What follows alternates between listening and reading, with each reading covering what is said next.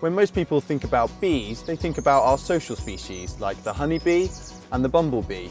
But actually there are over 240 other species of bee in the UK, and these are our solitary bees. Solitary bees can be split into two rough groups depending on where they like to nest.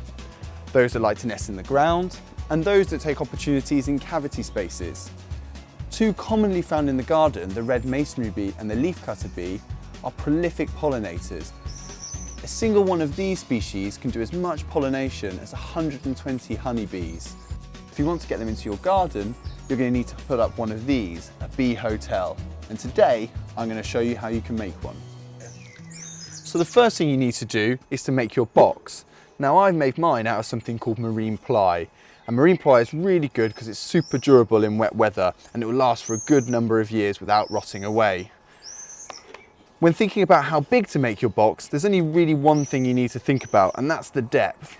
And really I'd recommend something around 15 centimetres. But for the height and the width, it's completely up to you. In this example, this is 20 centimetres by 30 centimetres. Once you've decided how big your box is going to be, you just need to cut out the different panels. I've got 2 for my sides, 1 for my back piece and 2 for my roof, and then 2 smaller pieces which are going to be my top and my bottom piece. Once you've cut them out, simply drill them together and then you've got a lovely box to fill with content.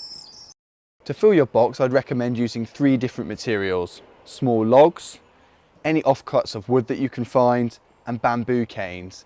And what you'll need to do is to chop these to the same depth as your box. This is relatively easy for stuff like your logs and your offcuts of wood, but for bamboo it can be a bit more tricky. My top tip: if you can go to a supermarket or any garden centre and find a bamboo cane fencing, these are brilliant. They're all cut to the same size already, and it's just a case of taking it off the wire mesh, and then you've got lots of bamboo to use in your bee hotel. Once you've got your contents, the next thing you'll need to do is to start to drill holes into it. You can do this with using just simple wood drills, and anything between 2mm and 10mm is perfect. Drill a variety of different holes into each of the ends, and the key thing really is making sure that they're nice and smooth and clean. And you can do that by making sure that you pull out any of the wood chippings that are in size, or if you need to, getting a piece of sandpaper and just rubbing it over the entrance hole to smooth it out.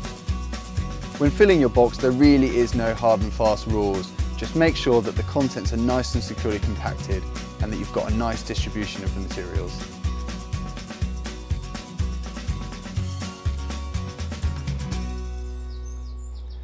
Once you're happy with the design and layout of your bee hotel and all the contents are nice and securely inside, you need to find a sunny spot in the garden for it, as it's going to maximise the chance of it being used by solitary bees.